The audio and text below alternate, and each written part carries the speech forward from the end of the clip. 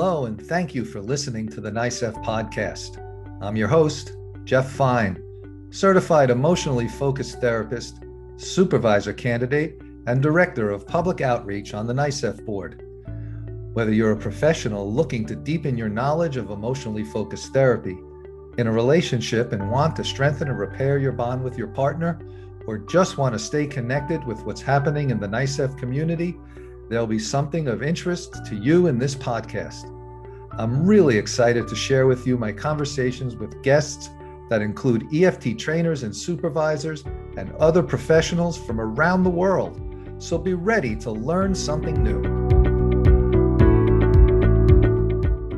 Welcome to the NYCEFT Podcast. I'm your host, Jeff Fine, supervisor candidate, certified emotionally focused therapist, and director of public outreach on the board of NYCEFT. And we are here today with Wendy Tomkiel. This is really important, Wendy, like the distinction between beginning a stage one session, an ongoing stage one session, and beginning a stage two session. Can you talk a little bit about that? What's different? Yeah, I mean, in stage one, what I'm really looking to do is get access to the experience of when something happened, when their cycle starts to take hold. And I want that to be in the room because I want that to be in their body in the present moment. And I want an example. I want a specific example. If there's already some improvements happening, I want that so that we can track the positive cycle and that we can start to celebrate that and we can plug it in. Okay, I have a map for that. So I want to be able to say, when somebody comes in to say, stage one, a very escalated couple that was so set in their cycle. And, the husband comes in and says, this week was different. We were at the Home Depot and we were online at the register and I pushed the cart and I pushed it into the back of her legs and she yelled at me. Ordinarily, I would do but this time I was like, she's just hurt. That's all it is. She doesn't want to, she's not thinking I don't know how to push a cart or I'm some terrible guy no, that's not what she was thinking at all. And I just said, I'm so sorry. And then she appreciated that. And it happened so differently. It's never gone like that before. I have a positive cycle now that we can start to track. So the language that you would use with a stage one couple at the very beginning of the ongoing sessions would be what? How are you doing with each other this week? Have you noticed, as we were talking about last time with the cycle, did you see it show up at all in your lives this week? Was there anything that you noticed that was different? If we left off at the last meeting where it was like, they're going to start to really pay attention or they're going to pull themselves out of it. I can think of one couple where it was like, their cycle took hold hourly. It was constant. They were going to stop it when it happened. So when this pattern started to show up, was it something that you were able to look at a little differently? Were you able to notice it? Were you able to stop it when it started happening? And can you tell me about that? And if, if they couldn't, so we might be speed jumping right back into, and then if that's where they are, that's, wherever they are, then that's what I'm going to be back. I want to be back in the experience of them in their cycle, whether it's the beginning of a positive one, whether it's full on in a positive one, whether it's still the negative one. Then that's what I'm going to be doing in stage one. And the language for stage two is different then. Yeah, because in stage two, I mean, most of the time, obviously sometimes couples can move back or if something happened, but yeah, it might be more of like, depending on where we left off in the previous meeting, but this is now they're recognizing their cycle. They're not in it the same way. We're starting to do the deeper work. So I've already opened up something more vulnerable with one partner. And how has life been this week with this new information that happened last time? Mm-hmm. So-and-so, partner A had shared this very vulnerable thing in our last meeting, and partner B responded so beautifully. And that was such a striking moment that happened in our last meeting. And I'm really wondering, like, what was life like for you guys since that happened? Anything that you're noticing inside of you, or anything that happened over the course of the week that stands out for you right now as we're coming back together today? Mm-hmm. And depending on where that takes us, but then if it doesn't really, depending on where that brings us, we might, but otherwise, I might just be saying, is it okay if we just continued right where we left off? And it's with one partner. If I've just started really walking around in these more vulnerable places with one person, and it didn't, we're not done with, we haven't moved yet over to the other partner, then I want to pick up right where I left off. And if somebody's, defenses start to come in, or they're like, there's anxiety about opening up that space, people have learned you're not supposed to go there. You're not supposed to show anybody these vulnerable parts.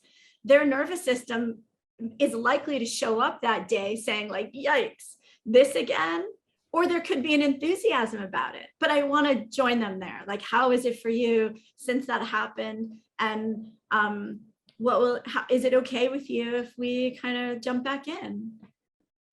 Because I think if I'm opening it with, like, how are you doing? I could end up with 15 minutes about, the weather or their job, or, I mean, I wouldn't let them go on for 15 minutes, but they're, so I'm keeping the session emotionally focused right from the get-go. This is our purpose. This is what we're doing. And is that okay with them? And if I have their buy-in, then we're just going to pick up right where we left off.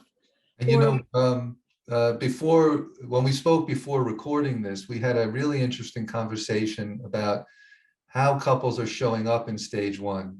Really escalated, highly reactive, withdraw, and what that would look like for the therapist to open the sessions with couples that are showing up very differently. Yeah. So, and sometimes it can look like that in either stage, but depending, right? So if it's a couple that's showing up and they're in a like attack mode, then I might need to start the sessions by repeating our ground rules. There are some couples that need them, and that they have to be reminded of what they are, right? So I might have to start the session with, okay, so just as a reminder, we're coming together here as a team to do a good thing. This is what our goals are. And we know that a lot of this is very triggering and brings up lots of feelings, but we have some rules for how we structure our time today. No cross talking. The talking goes through me. So when you talk to your partner, you're talking to me, and you're saying, you're using you're referring to them in the like third person, you're talking to me about them. You're not looking to each other and talking to each other unless I structure that. And that will happen intentionally for me, and I'm going to coordinate that. And what's the reason you give them so it doesn't sound like we're just being, I'm not saying you're being that way, but like, so they can understand we're not just trying to be controlling, but there's a method here. What do we tell them? Right. And I'd be this in the beginning, if I'm repeating it, it's at the beginning of the session, they're already well aware of this. We've gone through this before in a much longer, deeper way. Okay. But it's because I need to create safety. And it's always about safety, right? It's at step one, stage one, that, keeping that alliance. So, right, when we would have already kind of established that. Otherwise, I wouldn't just be doing it briefly at the beginning of a session. It would be it would be more of the way we're structuring our work together. Because for one partner, when one partner is in that is blaming or criticizing, and it's gonna shut down the other person or have them fight back, we're just gonna have fighting, and we're not gonna have anybody really being seen or heard or feeling safe here, and we're gonna stay stuck. So that's the way I'm trying to help them get unstuck, and they already know that because we would have already kind of gone over that But those are for those couples that are so, they're very escalated. They go, zero. I mean, I have one man, this was when we were in person together, but he would get so triggered so quickly and scream and yell, and then his wife would either scream and yell back, or she would just close up. At the beginning of every session, I would hand him a pad and a pen, and he would draw, and it was soothing for him. And if initially he was like, I have to get my point out, I have to do it right away or else, but it never allowed her to get in a word. So then once he said, I said, just write it down and then we'll get to you, and I'll come back to you, and this is how I structure it. What he ended up doing instead of writing it down is he would draw, and he was an artist, and it soothed him. So that was, I usually, how would you, that's really clever. I love that. How would you validate him? Like, I know you're jumping in here like this and something is really important to you, and then sort of like validate him, but then also let him know that it's disrupting the process. How do you sort of convey both messages? Like, I get why you're jumping in, and here's why I need to structure you. Yeah, because if you don't speak up right now, nothing good is going to happen from that. You have a need and you need it, and it's essential for your safety and security in this world. And if you don't speak up right now about it, something not good is your nervous system is under a threat. So when she starts to speak, your system says, uh-oh, I am in danger right now. If I don't say it now, something bad is going to happen to me, right? That's and hopefully that's a bit of work we've already done together, right? If you don't say anything, then it's as if this, something bad is going to happen. And if you do say something, then she shuts down. And then what do? You're really in a terrible position. I'm imagining, as you're saying that, I'm imagining I'm in an escalated place. And you said that to me, I can feel like my body relaxing, just because you're really tuning into, like, why am I jumping in and getting so reactive right now? Yeah. And now I wouldn't like this. The hope is that that's work that we've been doing already. So in the beginning of a session, when a couple like that is sitting down, I'm just giving a reminder of our ground rules, right? It's just kind of like let's just remember, right? We're just trying to do a good thing here together. We're all coming together, and we all want to be able to be heard, and we all want to be seen. And I want to create a safe space for all of us. And the way that we're going to do this is, and what do you need to check for yourself right now to be able to get into that space? And what do you need from me in order to get into that space? But those are with those attack type couples. I'm sure we've all had right. You where like the other person can't get a word in. And then, you end up having sessions where we're not making progress. So that's where we might come in that way. And then you can have the whole other extreme, with like a couple that like more of a withdraw style, right? Where they come in and you're like, so how are things going with your relationship? What's been, have you noticed your cycle show up this week? Has there been any example of no? And I've had couples where they'll look at each other. Well, do you want to start? No, you can. No, you start. I don't have anything. Do you? I'm not sure what to talk about. Right. Yeah. And right. And then the anxiety could then be on the therapist, like, I have to know, I have to do something. I have to. So with those, I tend to, the way I'm thinking about it is they're escalated too. Their nervous system is saying, don't speak up right now. Nothing good is going to happen if you do. You've got to hold back. But then you're also not being open and vulnerable and honest. But that's how you're protecting yourself right now. So I'm kind of in the mindset of they're showing up in this present moment where they need to protect themselves from that vulnerable place. I'm so glad you're making that point, Wendy, because I think sometimes we could misunderstand withdrawers. And we can think like maybe they're not into it, or they're not really caring about the process, but withdrawn doesn't mean not feeling reactive inside there. It's just we're not seeing it like we might in a more pursuing type way of trying to get a need met. Exactly. Exactly. And when you have one pursuer, especially in stage one, you have somebody that needs to put something out there so the ball can get rolling. We're going to use it and we're going to make room for the withdrawer, but there's something for them to react to. It's right in the room. Whereas with a withdraw couple, there's nothing in the room except their shutdownness.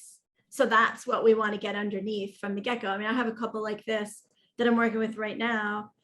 Where we start every session with like a meditation. We've been doing that for a long time. It's just kind of how we've been able to get somewhere. The way I begin every session with them is I just say, like, it's really great to see you both. And let's just take a moment. I might say something like, is there anything that anything's jumping out for either of you? Anything that you really know you want to get started with? It goes flat most of the time. So sometimes I don't even, and then I'll just say something like, so let's just take a moment as we're coming together to leave behind anything that's not going to serve us during our hour together. So let's see if we can put that aside. And let's see if we can just pay attention to whatever's happening to you in this present moment. And just see if there's anything that you're reflecting on from our last meeting, anything that's showing up in your body right now as you're paying attention to whatever's coming up. Any thoughts that you're remembering about, things that have happened over the course of the week that you've been wanting to bring up. And just let's take an inward focus. Just breathe. Wow. I just feel myself slowing down. Just listening to my mind is getting calm. I'm starting to feel more open to accessing some vulnerability. That's really beautiful. And what I love about that too is it's sort of bringing in like the art of this work. There's the model, the steps, the tango, and all that we learn. And then there's just sort of fusing together a lot of what we know and just bringing in a meditative type opening like that, which is really beautiful. Yeah. And I think the art of it is so important, right? Because that's where it's like, I know that this is a couple, they're not feeling safe. They need to feel safe if they're going to feel vulnerable with me or each other. So we can't do anything unless they have that. Otherwise, right? And they're not even showing up to say, like, here's the issue, here's what I'm struggling, here's what they're just not. So anything that I say comes in as more of a threat. I've learned, I learned that from our early work together. I come in and that intensifies their need to withdraw more. So as I pull back and I make a safe space, and we have long moments of silence, like probably the first few minutes are very quiet. We're just all breathing, we're all reflecting, we're all just, and then one of them begins when they're ready. And I'll say, whenever you're ready, that's when we'll start.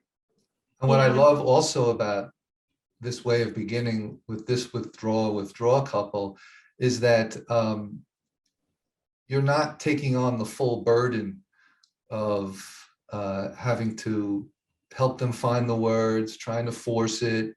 It's a very sort of soothing way of saying, I'm going to help you to be able to show up here in a safe way, but it's not going to be all on me. But it's done in a very supportive, caring way.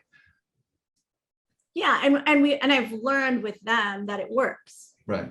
It works because they, that's what, and they've said, like, this feels good to them, and then something starts to. New York City sirens. Yeah. Wendy, I'm just jumping in here just because we have covered a lot of ground, and you have been, as you always are, so informative, so knowledgeable, so wise. Thank you so much for doing this. There's so much valuable information here. I've learned so much today, as I always do from you. So thank you so much for being here and helping the NYCEFT community and all the EFT community at large, for whoever sees this, to benefit from all this learning. Oh, thank you so much. Yeah, I really appreciate being here and appreciate your words, Jeff. Thank you.